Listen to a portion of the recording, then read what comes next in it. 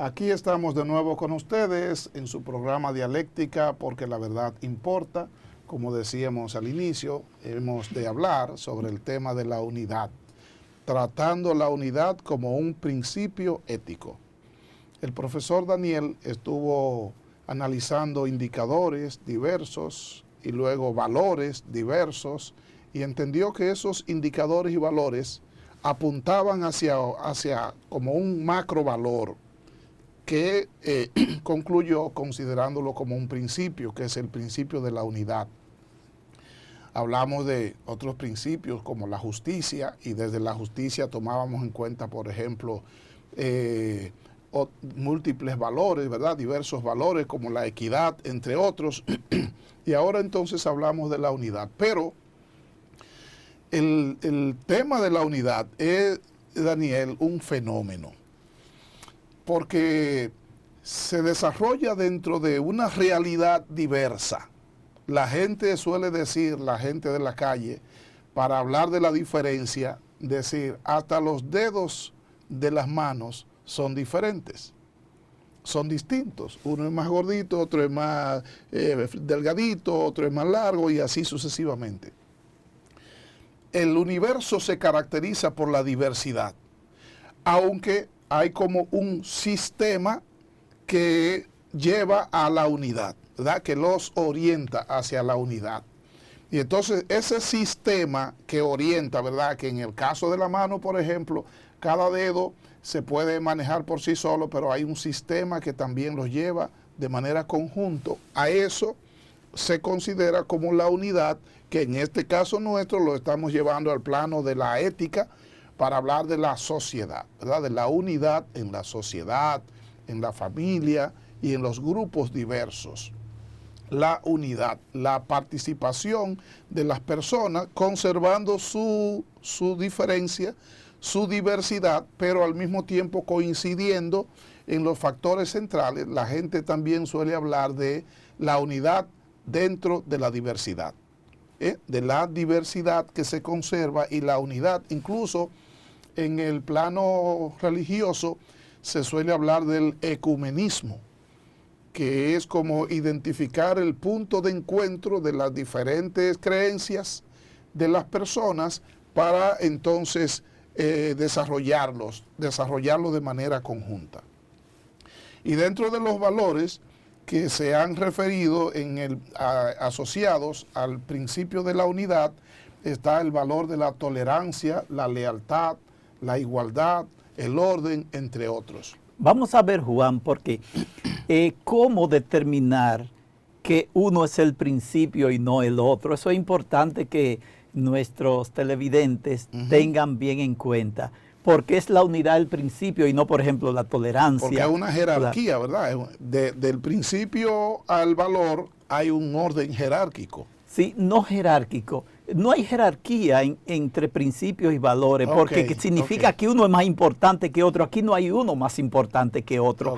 Cuando hablamos de jerarquía, aquí hay un orden, digamos, de mayor extensión a menor extensión. O sea que hay uno que abarca más que otro. Hay uno que es más grande simplemente, sí, pero no en orden jerárquico, sino en orden de extensión.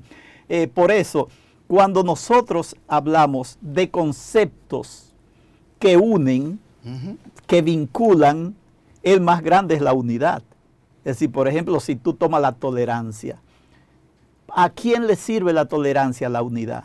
¿Por qué tolerarnos? Para estar unidos. Entonces, el que sirve de fin, de finalidad de todo eso es el principio, porque es el más grande entonces.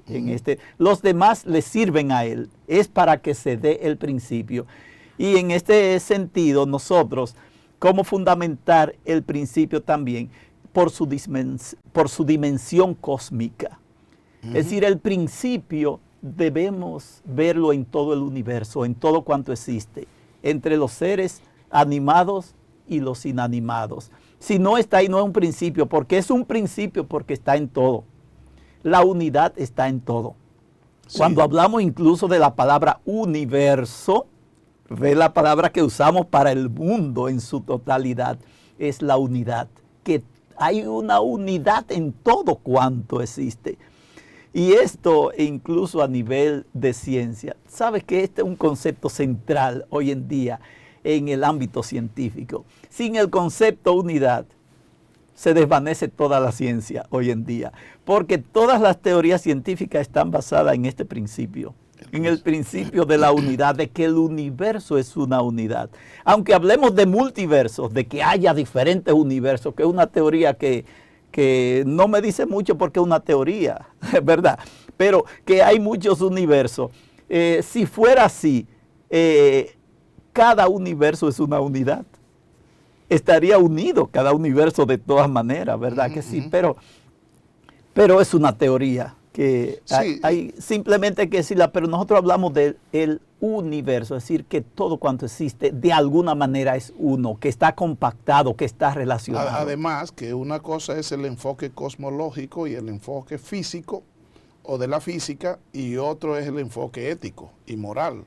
Sí, la diferencia va a ser solo que ese principio cósmico se lo aplicamos a la sociedad, es decir, cómo se vive en la sociedad, cómo el ser humano lo asume, lo vive, lo despliega, qué hace el ser humano con él, pero es el mismo principio. Fíjense, es el mismo principio al que estamos sometidos todos.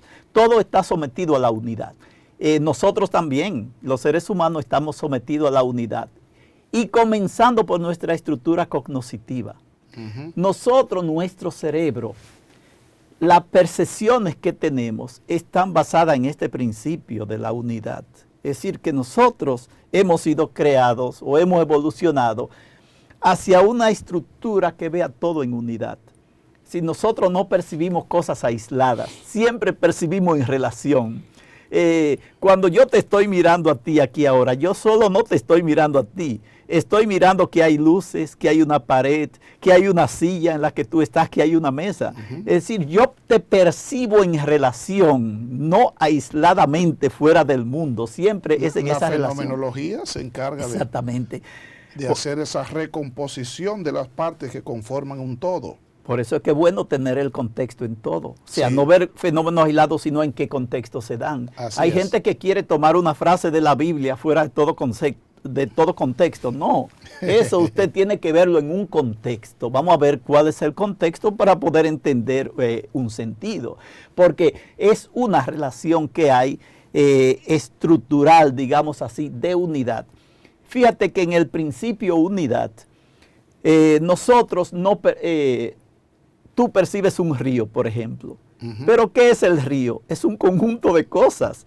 Tú estás percibiendo agua, peces, orillas, estás percibiendo piedras. Es un conjunto, es decir, el río o un paisaje. ¿Qué es un paisaje? Tú estás percibiendo montañas, ríos, árboles, nubes. Bueno, la comunicación. Por ejemplo, no hay comunicación con solamente un emisor. Es decir, yo no me comunico si no tengo un receptor, una persona a quien le comunico.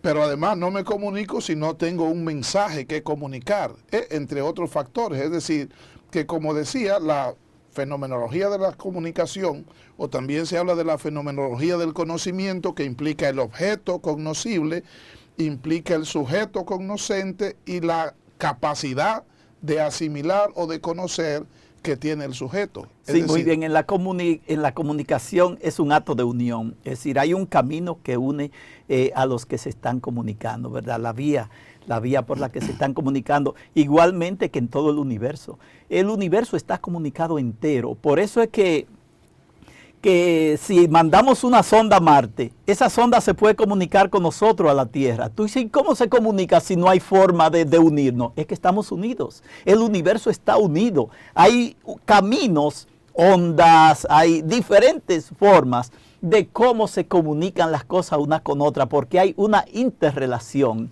Y es precisamente eso el universo. Y nosotros podríamos comunicarnos desde las galaxias más lejanas. Si por ellas tuviéramos, fíjate que nos comunicamos con ellas, porque la luz de ellas llega hasta nosotros.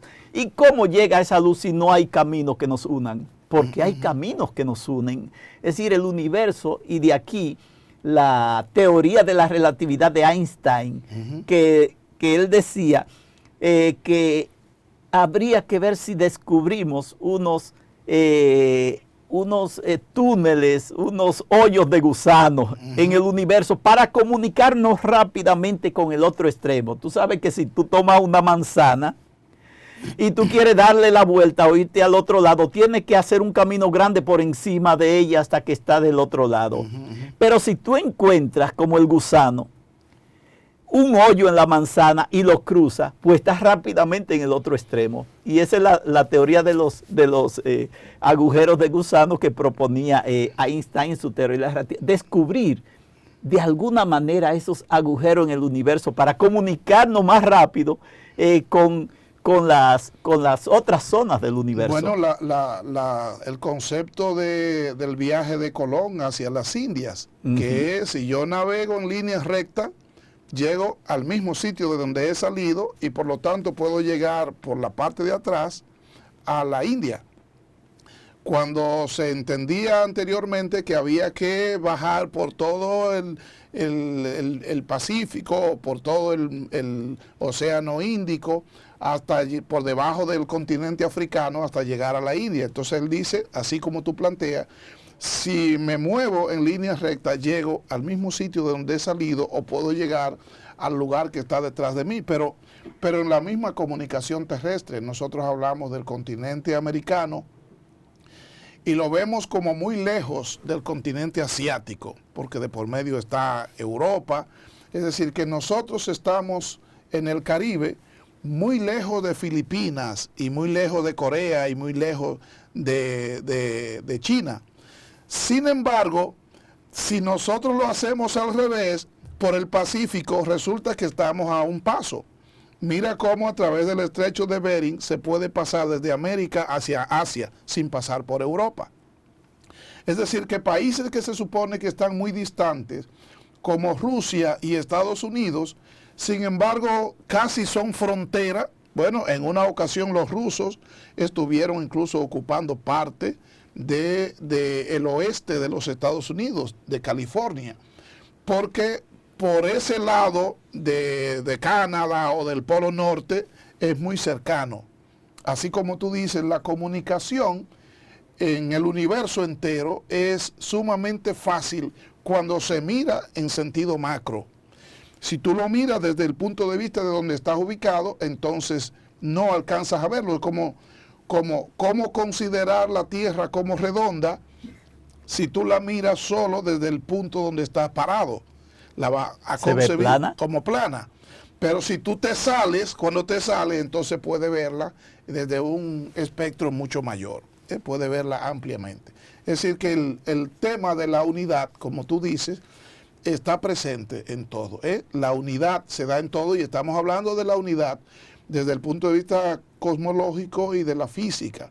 Pero la tendencia a la unidad en la sociedad, en la familia, entre los amigos, en la comunidad y en la gente. Sí, por eso es que hay que hablar de principios, porque estas dimensiones cosmológicas del ser son las que vamos a encontrar en nosotros como parte del ser, ¿verdad? Como parte del mundo. Las mismas dimensiones las vamos a encontrar y nosotros vamos a tener entonces esa tendencia a buscar esos principios, a vivir esos principios. Por eso, uno de los autores, Juan, que más para irlo bajando un poco a la sociedad y al mundo de hoy, estos principios cosmológicos, es solo para mostrar a nuestros televidentes que cuando hablamos de principios éticos, estamos hablando de principios de todo el universo. Si eso es universal y no son inventos, es que existen, es que es así, es que son dimensiones de las cosas. Entonces, porque Nietzsche, por ejemplo, decía que los principios eran un bla, bla, bla y invento para mantener la gente. Pero no, los principios de los que estamos hablando son dimensiones constitutivas del ser. La unidad no se la inventa nadie, sino que simplemente es una dimensión y estamos obligados, digamos, querámoslo o no, estamos obligados porque nada puede existir por sí solo. Aparte de Dios, que hemos dicho existe por sí, y aún cuando hablamos de Dios hablamos de una unidad de tres personas, ¿verdad? Tema, sí, incluso sí. Ahí a nivel religioso se ve la unidad de 3 personas. Pero aquí lo importante ahora, Juan, hay un autor excelente que se llama Teilhard de Chardin. Sí, Teilhard de Chardin. Realmente nadie había visto la unidad como un principio. En mis estudios a mí se me ocurrió, como conocedor de Teilhard, ven acá, este concepto que él trata de la unidad de la tierra, él habla de la unidad de todos los seres humanos de la tierra. Se me ocurre a mí, pero ven acá, todos los grandes tratadistas, incluso el manifiesto comunista. Proletarios del mundo unidos. Proletarios de todo el mundo unido. El lema, el eslogan del manifiesto comunista. Tú dices, ¿por qué todo el mundo coincide en la unidad? Mao Zedong llamó a la unidad del pueblo chino para hacer una revolución cultural. La unidad. Tú dices, ¿por qué la unidad es tan importante? Porque es un principio, es una dimensión cósmica. Y yo digo, y los principios, aunque nadie nos lo enseñe, nos dé lecciones, todos la buscamos. Aunque tú no le enseñes a alguien que debe unirse con otro, la gente se une.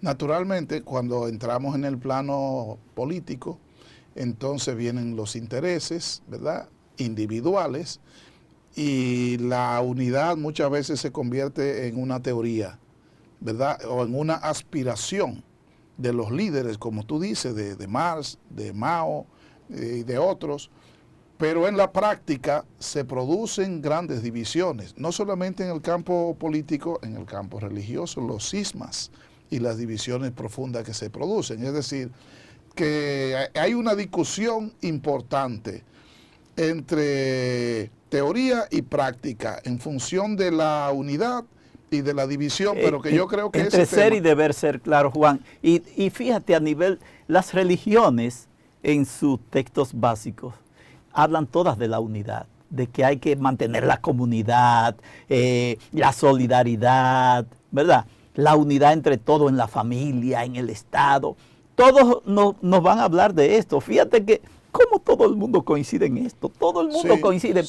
Y ahí vemos que es un principio realmente la unidad. Ahora bien, como tú dices, en la realidad se da la división, pero ahí está el mal. Exactamente, tú tomas a nivel, en la división está el mal. Un partido que se divide va a perder. Un partido que se divide va a perder. Entonces, y esa es la estrategia incluso de lo contrario, divide y vencerás. Si son muy fuertes, trata de dividirlos. Y así lo vence, igual que tú pasar un río, como hizo Tales de Mileto. Era imposible pasar un río para enfrentar a las tropas enemigas. ¿Y qué hizo Tales de Mileto? Lo dividió en 2. Así las tropas lo pueden pasar en 2.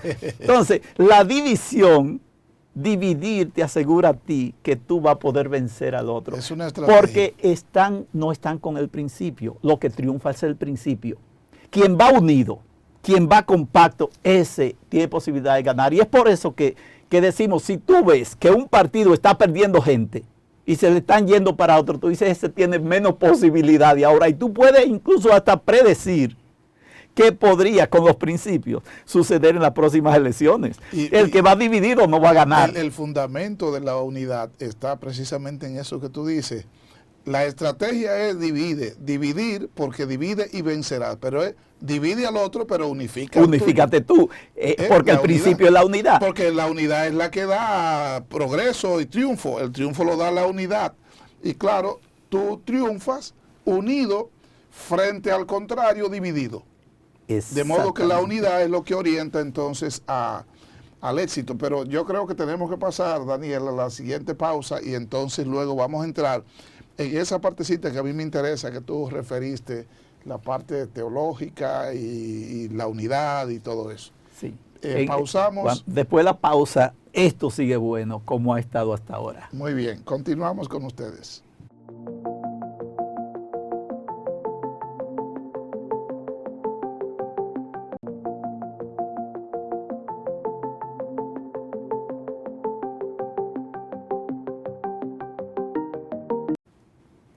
Continuamos con ustedes en su programa Dialéctica, porque la verdad importa. Estamos hoy hablando del tema de la unidad. La unidad es un tema muy importante es arriesgarse en cierto sentido a concebir el principio de la unidad en medio de tanta tendencia y de tanto impulso para la división, como sucede con frecuencia y que tú decías que normalmente es producto del mal. Mira, tú te referiste a un tema ahorita que es muy importante tratar. La idea de Dios que tenían los antiguos griegos y también hindúes, incluso romanos, era de un Dios múltiple, ¿verdad? O de muchos dioses, el politeísmo. De pronto, la idea de los hebreos y de los judíos era la de un único Dios, un solo Dios, el monoteísmo. Sin embargo, tú mismo referías que el concepto de Dios que nosotros en el cristianismo desarrollamos es el de Dios, un Dios trino, es decir, Dios Padre, Dios Hijo y Dios Espíritu Santo.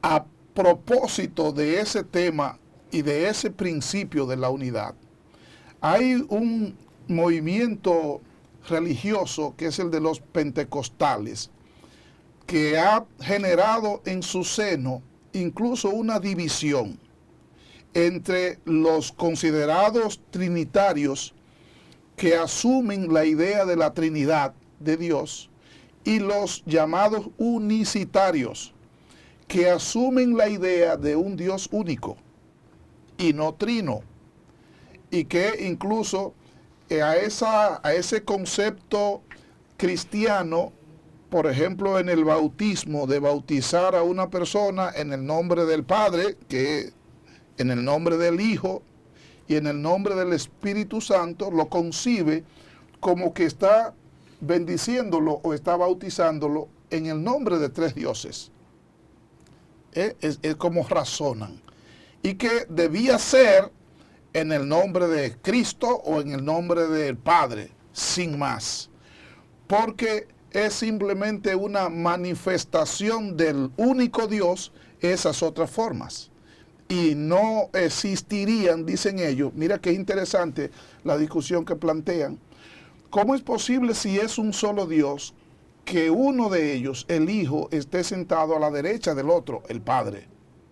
Es decir, que esa idea de unidad teológica, hay algunos grupos, como el caso que he referido de esa corriente dentro del pentecostalismo, que lo considera como una especie de politeísmo dentro de la concepción cristiana.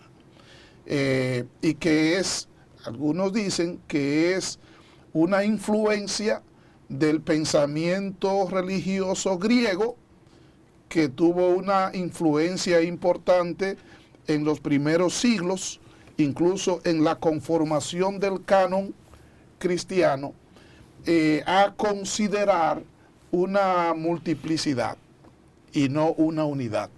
En ese sentido, Juan, hay otro elemento a nivel religioso. Tú ves, realmente es cuestión de los escritos bíblicos, realmente. Una idea que va durante todo el Nuevo Testamento, ¿verdad? Es la idea de la unidad de los creyentes. Sí, deben ser uno, como mi Padre y yo somos uno. Y lo que se va a defender es la unidad. Que los que vengan después, a través de su predicación, también estén unidos. Es lo que Jesús le va a que no haya división. Que no haya división. Tú dices la división como problema. Y así que se trata la división como un mal. Quien propicia la división está propiciando un mal. Está propiciando un mal, ¿por qué? Porque la gente no va a creer. Mucha gente va a perder la fe, lo que dice, para que puedan creer, manténganse uno para que los otros crean. Entonces, lo que nos están diciendo, quien propicia la división está propiciando ateísmo, incredulidad, está propiciando muchas cosas en lo que ven todo esto, puede dar todo lo mismo, estos son uno, estos son otros, puede dar lo mismo, sí, ¿verdad? Sí, la división. Y realmente, si tú quieres ver la pérdida de la fe, realmente parte de un hecho de división. Incluso la palabra diablo significa división. El diablo es la división. Por eso que se habla que el que divide, dice San Pablo, es el anticristo. El que divide es el anticristo. O sea, quien divide está, quien ha dividido ha estado a favor del mal, ha estado a favor del diablo, de la división, diríamos en ese sentido. El tema está porque en una división significa que uno se desprende uno del otro y hay que ver quién es que divide, ¿verdad? Si es el que se fue el que dividió, o si es el que se queda, que es el que ha expulsado al otro y lo ha echado fuera. Entonces, identificar quién es el autor de la división, ahí está el tema complejo. O sea, para decir, el que divide está respondiendo a un principio extraño, pero habría que identificarlo. La historia de los primeros siglos, de los primeros concilios de Constantinopla, de los Efesios, de Nicea, trae el tema aquel de María como Teotoco o no, ¿verdad? O Cristo Toco. De si es la madre de Jesucristo o si es la madre de Dios. Y después, más adelante, surge también entre la división entre la edad antigua y la edad media, un conflicto sencillo que se fue acrecentando y que terminó en el cisma de la iglesia, en el cisma de Oriente, precisamente por la discusión del tema de la unidad, de si Dios es uno o si Dios es trino y cómo concebirlo como trino siendo uno, o el que se le ocurre considerar que no es posible porque es un misterio. Es decir, no es tangible. Tú lo asumes y lo asimilas como tal. Porque si fuese desde el punto de vista lógico, entonces sería difícil de asumirlo, de asimilarlo. Y si fuese desde el punto de vista material y tangible también, es un tema de fe. Y es un tema, por lo tanto, mucho más complejo. Pero yo pongo el ejemplo, Daniel, es para que veamos cómo el fenómeno de la unidad se convierte o se puede convertir por la manera como se enfoca en un generador de división, de la división y de la diversidad. De modo que hasta en eso, la importancia de la concepción del tema de la unidad. Y después, desde el punto de vista político, las divisiones, aunque también, por ejemplo, la Unión Europea, que es la evolución de la Comunidad Económica Europea, fue un paso de avance extraordinario. La unión de Estados americanos, la unión de los países de la olla del Pacífico, la unión de los países soviéticos en una ocasión. Es decir, como tú decías, hay una tendencia a la unión. Desde el punto de vista las Naciones Unidas, ya la unidad de la tierra entera, digamos, es lo que está en la mira. Que eso se había buscado antes a través de guerras. Es decir, siempre desde los tiempos antiguos, los seres humanos quisieron unirse a través de guerra. Es decir, los otros no pueden estar lejos, tienen que estar cerca de mí, bajo mi dominio. Pero esa manera es muy difícil de conservar, porque el medio utilizado no garantiza la unidad. Yo estaré unido a ti mientras tú tengas poder, pero si yo te lo puedo quitar, te lo quito. Eso es una forma. Hay muchas formas diferentes: el diálogo, la participación, tareas en comunes, intereses en comunes que ponemos, planes que desarrollamos. Hay muchas formas creativas de unir, ¿verdad? Antes pensaron que solo era la guerra. Someter al otro y unirnos a través de esto. Bueno, tú dices antes, Daniel, pero hoy en día también, ¿verdad? Es decir, que cuando le preguntan a Putin o a Rusia, ¿qué es lo que usted quiere? No, que la gente de Ucrania no se pueden ir con el otro, esa gente son nuestras, yo las quiero con nosotros, y entonces para traerlo a nosotros, ¿qué le hago? Lo bombardeo. Es decir, se sigue usando la violencia para tratar de producir la unidad. Pero claro, como tú dices, eso es cuando no funciona la diplomacia, cuando no funciona el diálogo, entonces se presiona. O sea, a veces no funciona es porque no se ha buscado, porque no se ha hecho de verdad. y después se cae en todo esto. Yo pienso que el caso de Ucrania es eso. Realmente no se sentaron a debatir esto, los Estados Unidos, Rusia, con Ucrania, con la comunidad europea, todos, y tomando el tiempo necesario para ver la racionalidad de todo esto. Como que se quedaron los intereses callados, mirando, dejando el proceso. Si se sentaron, lo que no llegaron es a acordar nada. No, pero mira que ahí entramos en un valor importante desde el principio, que es el de la tolerancia. Es un tema de tolerancia y de el intolerante no acepta opinión diferente, no acepta la diversidad.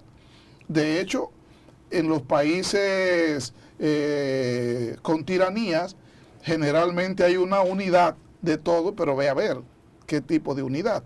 Es una unidad forzada.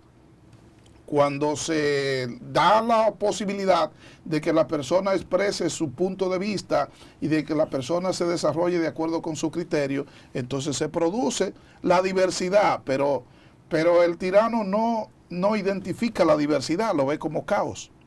La unidad de la Unión Soviética después de la Segunda Guerra Mundial fue eso también. Era un poco ficticia esa unidad. Fíjate cómo los países todos se independizan. Porque era ficticia, porque era el poder militar ruso, ¿verdad? Que se impuso en toda la región. Entonces, a través de eso es ficticia y por eso cae, desde que puede caer, cae. Porque no hay una forma natural de mantener eso. El caso Yugoslavia, ¿verdad? Muerto Tito, Slobodan Milosevic, ¿y qué sucede luego? Bueno, que tenemos múltiples países y creció. Europa de pronto se convirtió en un continente con una cantidad extraordinaria de países, porque entonces aparece Eslovenia y aparece Bosnia y Herzegovina y múltiples países que surgen de lo que era antes un solo país. Y fíjate cuál es el fuerte de la Unión Europea. Precisamente eso, que a nadie se le ha sometido para entrar ahí, sino que la gente quiere y solicita. Y entonces se identifica con ese proyecto. Eso es lo bueno, lo grande de Europa. Una unidad, pero una unidad querida, libre, no impuesta. Pero ahí entra el mismo tema de la tolerancia, porque para producirse esa unidad, no todos los países estaban en la misma condición económica. Claro. Por ejemplo, Grecia o Portugal o España no estaban en la misma condición de Inglaterra, de Alemania, de Francia. Entonces fue preciso que unos cedieran, toleraran, para permitir que los otros pudieran como igualarse y entrar en la unión. Y sobre todo el otro principio de la bondad, ayudaron también, ayudaron para que Exacto. alcanzaran el nivel de poder estar en la comunidad. Fíjate cómo los principios son los que están actuando en este sentido y eso es lo que le da fortaleza, por ejemplo, a una federación, a una unión. Así es, porque la tolerancia no es permisividad, no es laissez-fairismo, ¿verdad? No es dejar hacer y dejar pasar, porque entonces es caos. De modo que la tolerancia es una opción, es complacencia, pero con conocimiento de causa, ¿verdad? Como se suele decir, es un riesgo calculado, el permitir que cada quien exprese su punto de vista y su opinión. Tú lo tienes calculado. Y que en la tolerancia las partes conocen sus límites. Es decir, ok, vamos a convivir juntos, pero ya tú sabes, esto es así y tú estás de acuerdo con que nos conllevemos porque queremos mantener los vínculos. Así Entonces hay un acuerdo, digamos así, de convivencia. De unidad. Exactamente. Y es por eso que decimos que la tolerancia nos lleva a la unidad, ¿verdad? La tolerancia implica empatía con el otro, con la otra persona, para aceptarlo. La tolerancia, ese es el valor necesario en nuestros tiempos. Como tú decías ahorita, los partidos políticos, si hay intolerancia, no hay posibilidad de conservar una unidad sana, ¿verdad? Puede haber una unidad, pero una unidad forzada que en cualquier circunstancia puede fallar. para que sea sana, tiene que ser en un marco de tolerancia. Y eso también sucede en el campo religioso, porque, Daniel, las religiones suelen ser intolerantes. En sentido general, la religión es intolerancia. Por el fundamentalismo. Sobre todo el fundamentalismo, ¿verdad? Por eso es admirable que, por ejemplo, desde la Santa Sede en Roma se propicie la convivencia entre las diferentes religiones del mundo, incluso las más diversas, las más distantes. Vamos a convivir y actuar juntos y hacer declaraciones juntos en cuanto a aquellas cosas que compartimos de la fe y todo. Eso es maravilloso. Eso antes en la historia no se había visto a nivel de religión. Pero antes eran las cruzadas para recuperar Jerusalén y para recuperar territorios perdidos, o las guerras santas entre los musulmanes y otros. Entonces, esa centralización de la diplomacia, eso es tolerancia. Yo recuerdo el Papa Juan Pablo II, que promovió bastante ese sistema de tolerancia religiosa, porque hay algunas críticas desde el punto de vista político, ideológico, pero una gran tolerancia religiosa. Y el Papa Francisco ni decir. Es decir, eso que tú estás diciendo de esa apertura, ahora en su última visita del Papa a Estados Unidos, propició un encuentro con los líderes de todos los grupos religiosos presentes allí, que apunta, ¿verdad?, de manera esperanzadora a generar unidad religiosa. Juan, un aspecto que me gustaría acentuar es ver la historia de la humanidad como un camino hacia la unidad. Ese esfuerzo que los seres humanos están haciendo por unirse. Y como tú apuntabas en un momento, todas esas organizaciones que existen en el mundo es para que el mundo esté unido en la ciencia, unido aún con la diversidad política, unido en la producción, en el intercambio, en la cultura, ¿verdad? Esa unidad que se está buscando y se está propiciando. Hay que ver los procesos. Por eso Teilhard de Chardin miraba con esperanza los procesos de masificación del mundo, incluso el comunismo. Decía, esto parece todavía un enjambre, pero esto va a conducir hacia una organización superior todavía.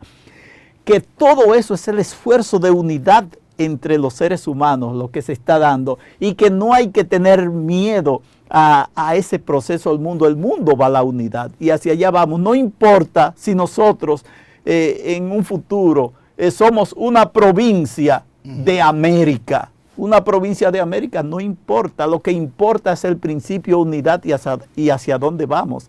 En este sentido, si hay condiciones porque ¿qué pasa en Europa?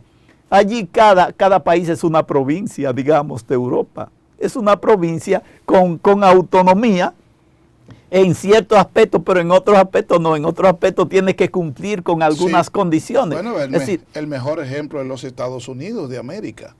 Cuando nace este país, todo el mundo esperaba que fuera un reino, porque era reino. Inglaterra era un reino, Francia era un reino, España era un reino, Portugal, Alemania, todo era reino por todos lados. Entonces, bueno, ¿qué se espera? Que George Washington se declare rey de este reino nuevo. Sin embargo, ellos salen con una postura distinta. No, es una república. Pero no cualquier república, es una república que resume una diversidad de estados, 13 en principio, que luego fue creciendo, en donde cada estado tiene unos niveles de autonomía extraordinarios. Estados Unidos es un fenómeno dentro de la constelación de países del mundo.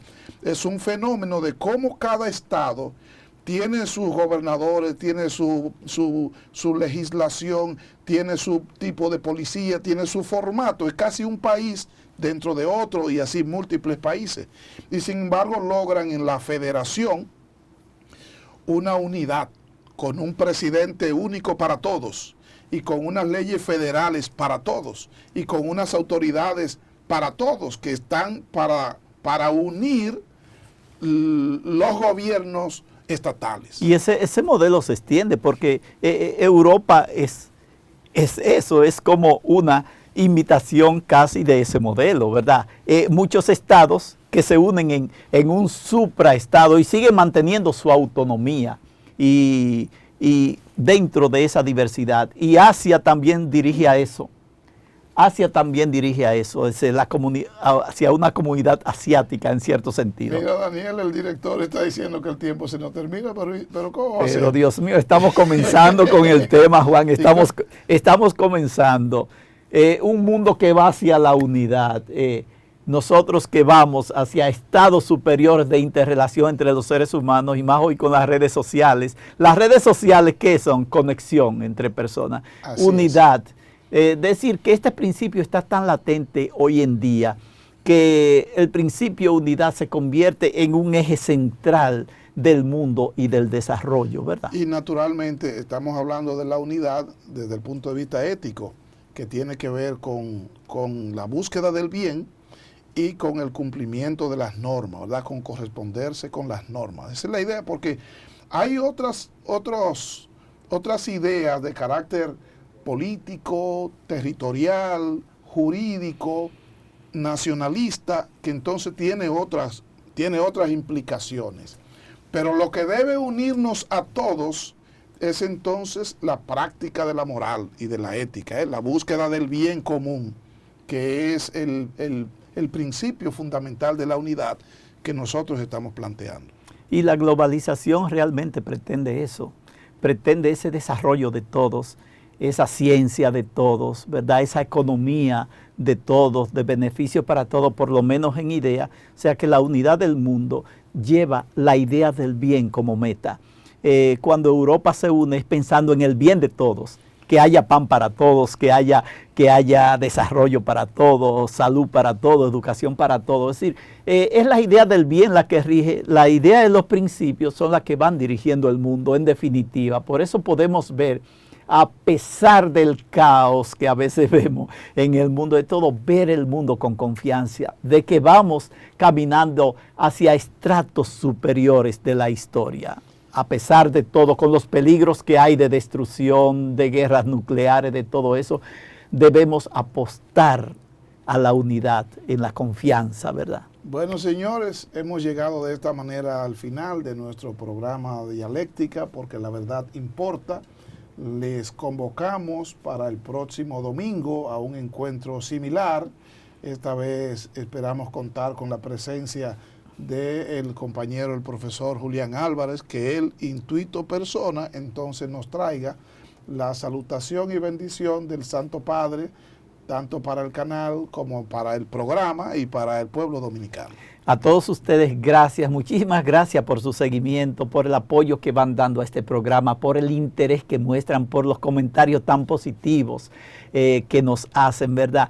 Y sobre todo al doctor Ismael Reyes, que nos ha abierto este espacio, nos apoya, nos sigue, es un fanático de nuestro programa, ¿verdad? Que sí, lo queremos muchísimo. A todos, saludos para todos y feliz Día del Padre, que este programa se hace en el Día del Padre, ¿verdad? Así es. Felicidades a todos. Felicidades y hasta la próxima.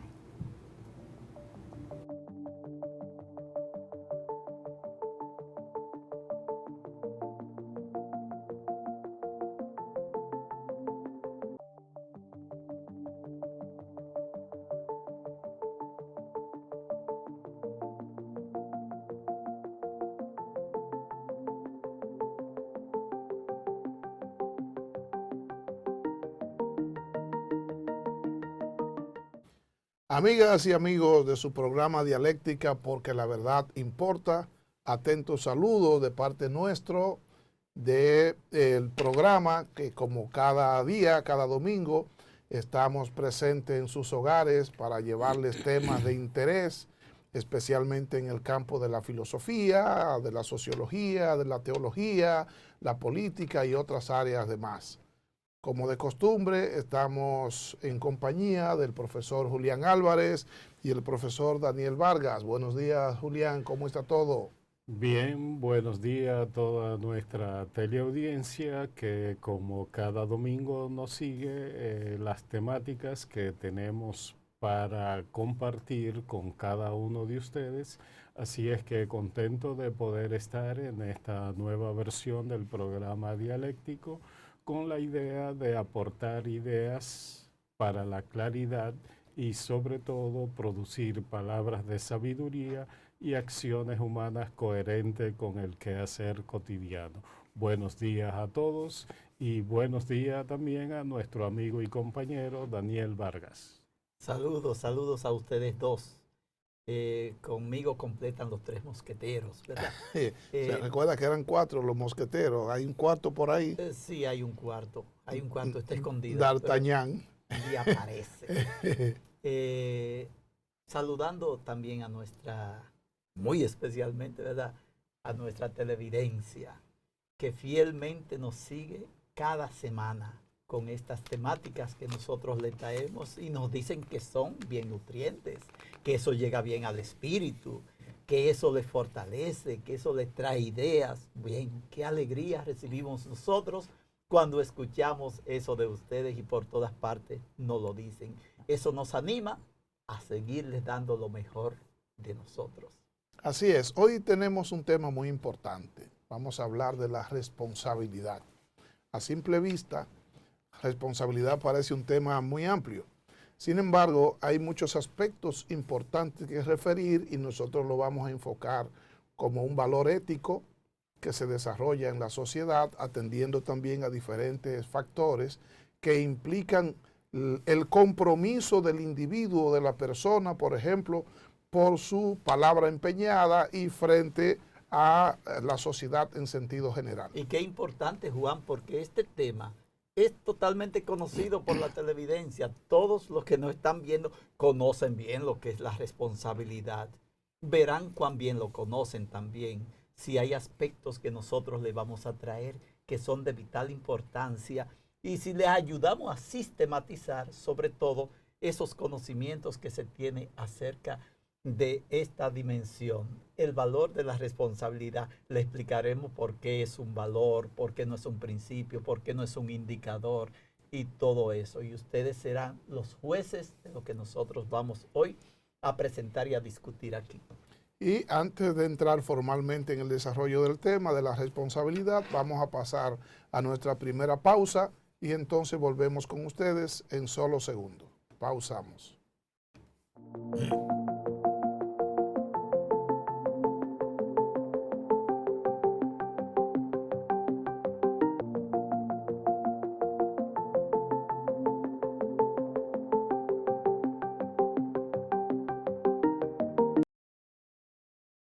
Aquí estamos de nuevo con ustedes para continuar con nuestro programa Dialéctica, porque la verdad importa. Como les decíamos en la introducción, estamos tratando hoy el tema de la responsabilidad.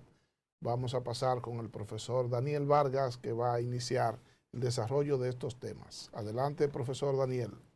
Sí, lo primero sería ubicar esto dentro del sistema que nosotros en programas anteriores les habíamos presentado sobre el sistema ético-moral.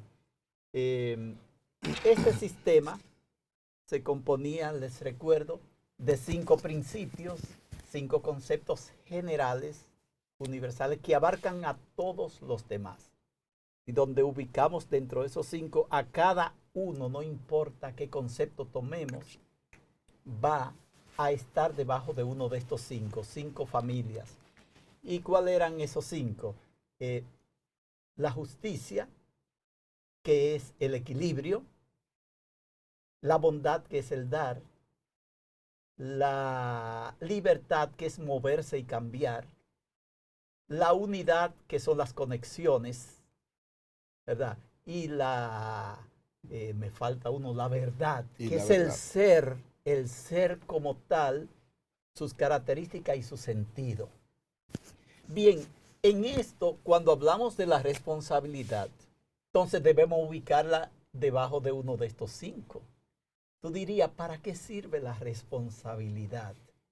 ¿Qué hace? ¿Nos pone a movernos? ¿Nos pone a unirnos? ¿A qué? Nos pone en equilibrio. Realmente el papel de la responsabilidad es crear equilibrio y por eso va debajo de la justicia. Veremos, y cómo yo sé que eso es así, lo veremos en los indicadores. Cada indicador de responsabilidad es para crear equilibrio. Entonces, es un valor de la justicia. ¿Y por qué un valor? El valor es tal si tiene indicadores, si puede dividirse en dos o más conceptos. Cada concepto tú puedas dividírmelo en dos en este sistema, entonces es un valor. La responsabilidad podemos señalar en qué se divide, sí. Aquí vamos a tener 4 indicadores que pertenecen esencialmente a la responsabilidad. Si tiene más, ustedes me lo dicen para agregarlo también, ¿verdad? Sí, porque esto es sí. un sistema dinámico, es un sistema dinámico. Flexible, sí, Y si tenemos muestras y pruebas, pues no hay problema. Aquí nos basamos en la razón. En nuestro sistema, entonces, cada concepto tiene su negación. La negación de la responsabilidad es irresponsabilidad, ¿verdad? Es negación, es decir, hay uno que es el positivo. El otro es la nada, que no existe. ¿Qué es ser irresponsable? Nada. No cumplir, no ser puntual. Eso es ser irresponsable. Entonces, hacer nada, hacer nada. La negación, los que existen, los positivos, los que crean, los que producen, son los valores. Su negación nos lleva entonces al no ser, a la nada. Y también en nuestro sistema, además de que cada concepto tiene su negación, yo no digo su contrario, sino su negación. No es contrario, es negarlo. Es negarlo. No existen valores negativos, porque serían valores también. Existe la negación de los valores. Así es. Entonces, cada concepto, tanto principio como valor, tiene también una actitud natural que lo propicia. Si esto es un sistema que está en la naturaleza, debe haber una disposición natural para cumplirlo, para asumirlo, para tenerlo, ¿verdad? Entonces, la responsabilidad tiene una actitud, es decir, esa parte interior en nosotros que nos motiva, la motivación interior, que es el encaramiento. Yo quiero encarar la situación, es decir, ese querer, pero que está en mí, que no se ve, pero que está disponible en mi estructura. Y también cada concepto tiene resultado. ¿Qué resulta de la responsabilidad? Compromiso. Donde hay un compromiso es donde hay responsabilidad. Vean que antes teníamos el compromiso como un valor. No, es el resultado de un valor.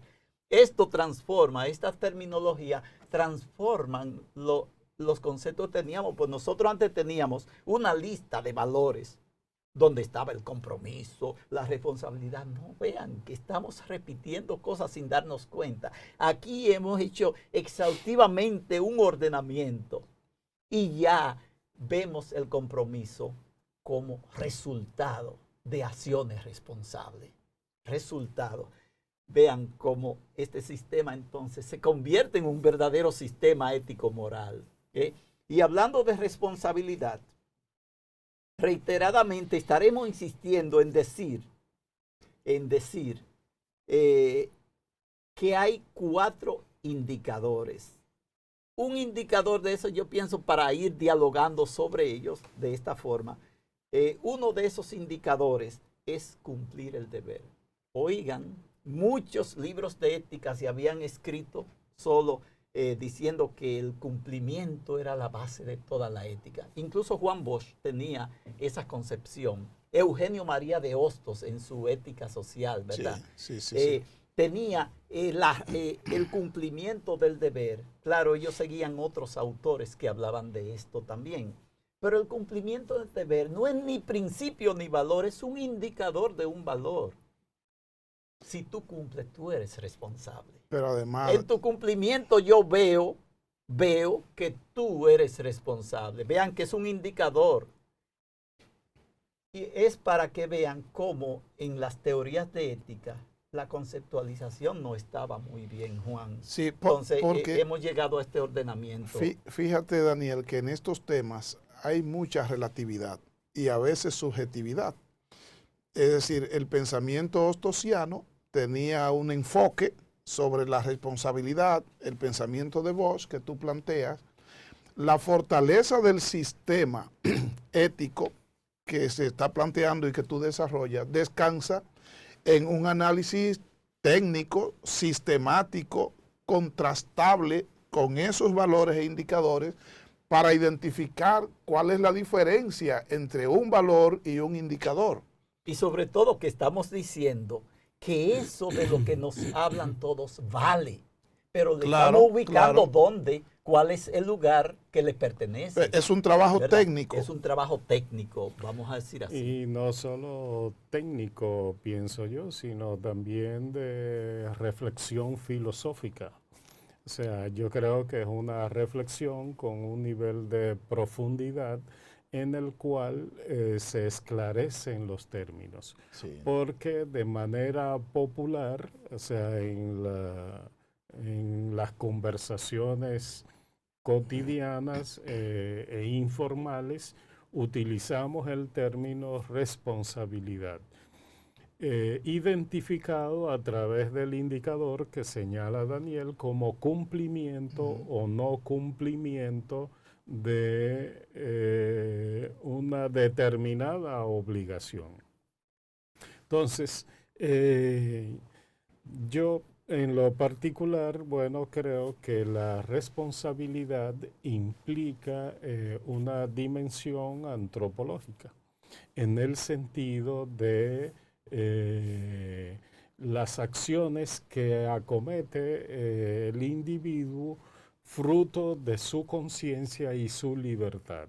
Hemos hablado en numerosas ocasiones de que la conciencia y la libertad son los elementos que identifican la condición moral del sujeto.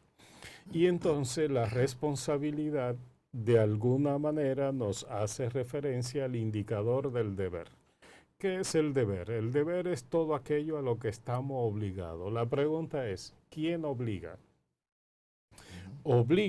Te obliga a tú mismo, que es lo que llamamos la autonomía, es decir, hay una dimensión autonómica en el sentido de que yo determino por mi propia conciencia lo que tengo que hacer. Y hay una obligación que me viene dada desde fuera del sujeto, lo que conocemos como el nombre de heteronomía, de que tú eres obligado por alguien externo a tus propias convicciones y a tu propia conciencia, que es la sociedad y el Estado. Y entonces, responsabilidad sería, en este caso, responder de las acciones que deliberadamente y libremente y voluntariamente tú haces, pero esa deliberación de alguna manera está referida al indicador del deber. Mira, Julián, esto es importante porque tú has mencionado la libertad también, y la libertad es otro de estos principios que nos ponen a movernos, a cambiar, porque como hablamos de un sistema, estamos hablando de que todos están relacionados. Cuando hablamos de responsabilidad, debe estar la libertad presente para que sea responsabilidad. Pero pertenece a otra familia, la libertad. Aunque tiene que estar presente aquí, esta pertenece a la justicia, pero la libertad debe estar presente porque los 5 conceptos se entrelazan y tienen que estar presentes en cada valor los 5, pero cada uno pertenece a un renglón, digamos así. Por eso decíamos, la responsabilidad pertenece a la justicia por el equilibrio. Cumplir es crear equilibrio. Cumplir es crear equilibrio. Cuando yo te asigno una tarea a un estudiante y él cumple, respondió. Es decir, fue responsable porque respondió a lo que yo le estaba exigiendo en este sentido. Entonces, el cumplimiento crea equilibrio. Pregunta y respuesta, tarea y resultado que te da. ¿Tú ves por qué va debajo de la justicia? Porque crea ese equilibrio, aunque los demás principios tienen que estar presentes, pero ya de manera digamos, no perteneciente, sino relacional ya, relacional como es en este caso. Estamos de acuerdo todos, ¿verdad?, de que cumplir es un indicador de responsabilidad, porque en esto lo importante no es dar fe ni dar, sino ver la racionalidad del sistema que nos están presentando. Así es. Y entonces ya podemos constatar de que hay indicadores en los valores y podemos señalar uno de responsabilidad, ¿verdad? Cumplir. Entonces, y si es un indicador, entonces se miden.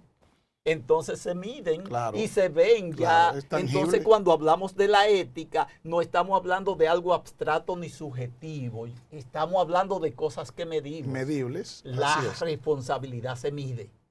Se mide. Se mide en grados. En grados, sí. Pero Daniel, cuando una persona acomete una acción, pero no lo hace libremente, sino que lo hace, por ejemplo, en defensa propia, pongamos que es una acción mala, ¿verdad? Pero lo hace defendiéndose o lo hace coaccionado por una causa externa. La persona no es responsable de las consecuencias de ese acto. Es responsable quien lo obliga. Bien. No él, sino quien lo obliga. Es el responsable. Exactamente. En este caso. Y cuando la persona que puede hacerlo libremente, pero no lo hace conscientemente porque no sabe, por ejemplo, las consecuencias negativas de ese acto, o no sabe, por ejemplo, que eso está prohibido, pero nadie lo obligó a hacerlo, sino que lo hace libremente. Tampoco la persona compromete su responsabilidad, porque es una acción que acomete de manera inconsciente. Es decir, que el fenómeno... Y la conciencia tiene que ver con la verdad, con no saber, vea, con el principio verdad. De cómo los principios están relacionados, aunque de manera indirecta, con cada uno. Bueno, eso se toma en cuenta para determinar una inmoralidad o una amoralidad en las personas. El cumplimiento o no de algo implica un mandato, un deber, y el deber es deber bajo varias condiciones o elementos. O sea, ¿cuándo algo es tu deber? Bueno, cuando hay una norma que lo establece. Es decir, si nos hemos comprometido a venir a este programa a las 10 de la mañana, ya eso se constituye en una norma del grupo.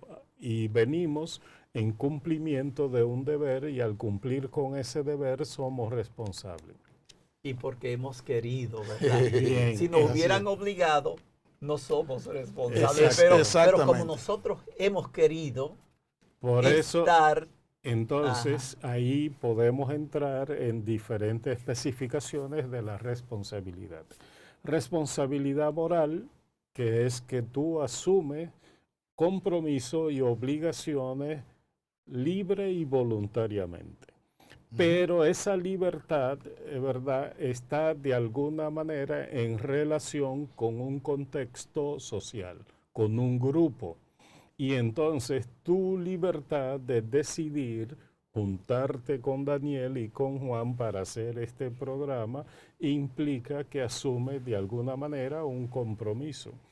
Y entonces la responsabilidad es que tú debes responder de el cumplimiento de un compromiso que tú has contraído y que se convierte en una norma que prescribe nuestro comportamiento. Eso quiere decir, Julián, eso quiere decir que yo no puedo decir, Juan, yo no voy a ir hoy al programa porque está lloviendo.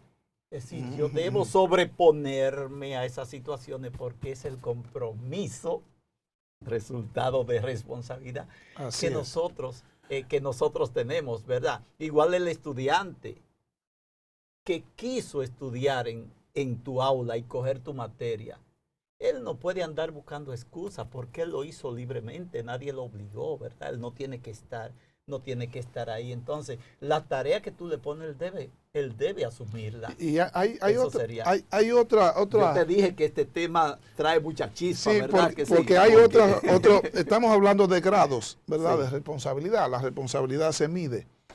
Y entonces hemos hablado de el nivel de responsabilidad que tiene una persona cuando no ha comprometido su libertad porque no ha actuado libremente, o cuando no ha comprometido su conciencia porque no ha actuado conscientemente. Y el caso de la negligencia, o por ejemplo de la impunidad, que es cuando ocurre un acto, por ejemplo, negativo, como consecuencia no de lo que yo hice consciente o inconscientemente, sino de lo que yo debía hacer y no hice. Pero Juan, yo creo que hay un elemento que puede ayudar a esclarecer tu preocupación y es que desde los romanos existió el famoso foro romano. Es decir, las normas, las leyes, las obligaciones se publicaban en el foro y todo ciudadano tenía que ir al foro para enterarse de qué le podía obligar. Sí.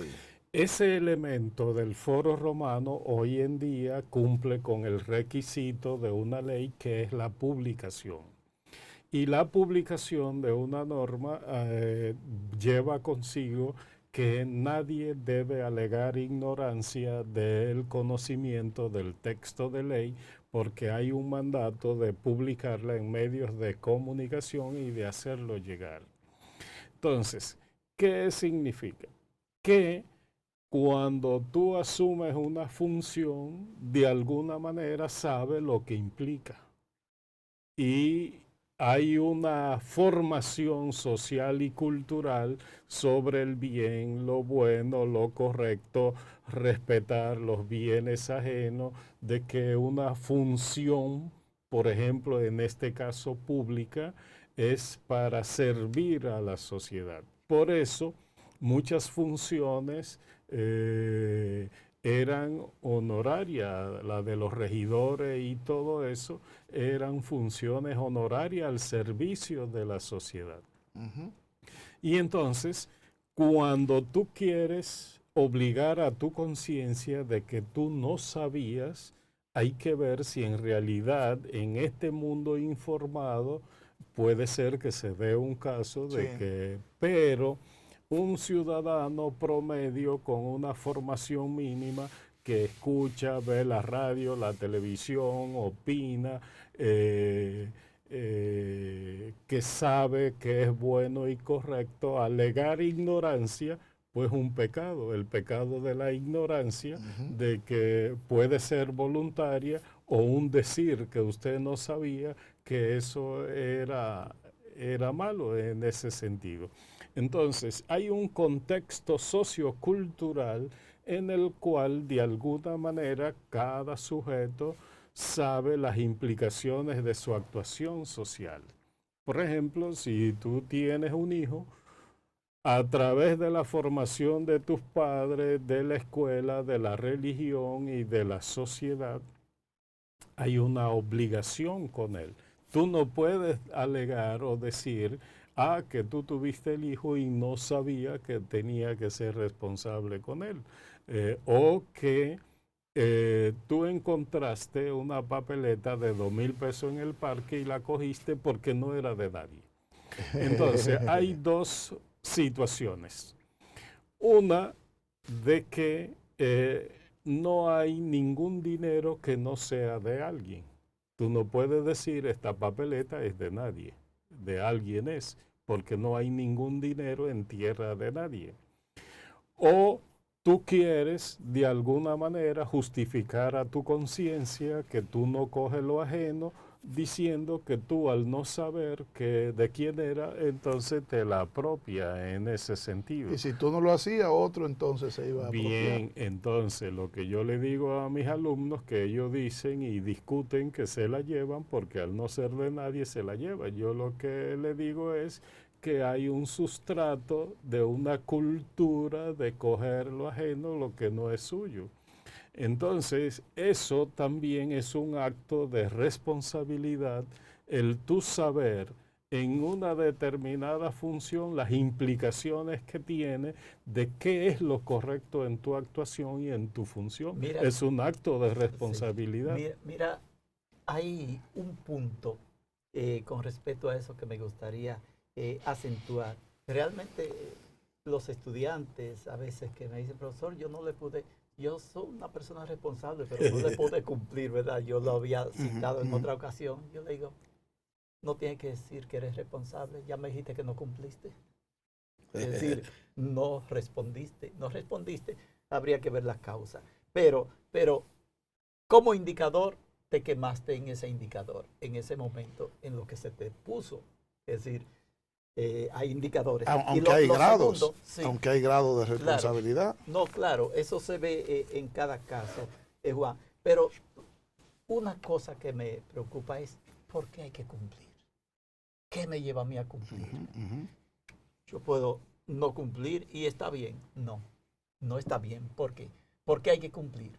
Porque eso es lo que hay en la naturaleza. Los principios y los valores están en la naturaleza. Y donde yo veo el cumplimiento, el agua cumple, el agua te limpia. Si tú te quieres limpiar con agua, te limpia, ella cumple. El fuego quema, él cumple. Quemando, cumple, quemando. Todo en la naturaleza cumple. El viento cumple. El oxígeno cumple porque nos trae la posibilidad de respirar. Todo en el universo cumple. ¿De dónde viene la responsabilidad del universo, del ser? Y es por eso que usted es parte de este universo. Usted no es un ser que está fuera de él.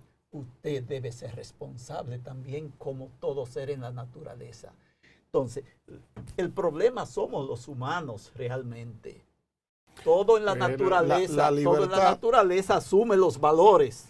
Pero tal vez no tiene la libertad del humano. Una pregunta, Ajá, es decir, cuando hablamos de cumplimiento, muchas veces es un indicador del ser humano. Entonces, cuando hablamos de que en la naturaleza cumple, podemos entonces imbuirle al sistema ético-moral un origen naturalista. Claro. Sí, eso es lo que está haciendo. Es de la naturaleza que viene. Es decir, nosotros hemos ordenado esto porque cuando yo ordené esto, yo dije, pero esto debe estar en la naturaleza. Entonces me fui a la física, a la química, a la biología y allí estaba todo esto. Digo yo, wow. Es que el sistema ético-moral es natural, por eso es universal, universal. Y entonces eso no crearía fricción con la creencia religiosa de que tú asumes una conducta en cumplimiento de la voluntad de un ser superior divino. ¿Cómo entonces esa voluntad divina de alguna manera no es naturaleza? Entonces, esa contrariedad o contradicción entre dos planos. Yo creo que se complementan, Julián. Yo pienso que esto refuerza. Cuando tú coges este sistema, le da un espaldarazo incluso a la creencia religiosa. Porque te está diciendo, hay un sistema universal. ¿De dónde viene? Y ahí el religioso puede decir, es Dios quien ha puesto así la naturaleza. Es decir, nos la ha dotado de un sentido de valores y de principios. Y ese es el vínculo con Dios. Pero eso que tú planteas como complemento, hay otros que lo ven como contradicción. Muy bien. Es decir, si es por ejemplo, Sartre, si lo que yo lo hago por la voluntad de Dios, entonces ¿dónde está la libertad que yo tengo para hacer algo diferente de lo que es la voluntad de Dios? Porque la libertad es parte del sistema. Es el principio del sistema, está incluido. Por eso tú puedes ser irresponsable si quieres, si tú quieres no cumplir. Okay. Porque la libertad es parte del sistema. Bueno, que lo afirma. Siendo así que yo soy libre, entonces doy como testimonio de que la libertad existe y si existe la libertad no existe Dios. Él llega a esa conclusión. Sí, pero ya es una posición ya de filosófico existencialista. En ese sentido de Sartre, es su decisión. Pero es complicado. ¿No tú puedes ver la libertad como resultado de Dios. En este sentido, también en este sistema. ¿Entiendes? O sea, que ya eso depende de la persona. Como un factor natural. Claro, eso depende de la persona ya. Sartre decide eso, pues, pero tú puedes decidirlo de otra manera. Parece, Daniel, que tenemos que ir a una pausa, ¿verdad? Pues muy bien, pero esto va interesante. Vean, estamos en el primer indicador, son 4 indicadores. Vamos a entrar entonces después al segundo indicador. Pausamos y entonces continuamos en unos segundos.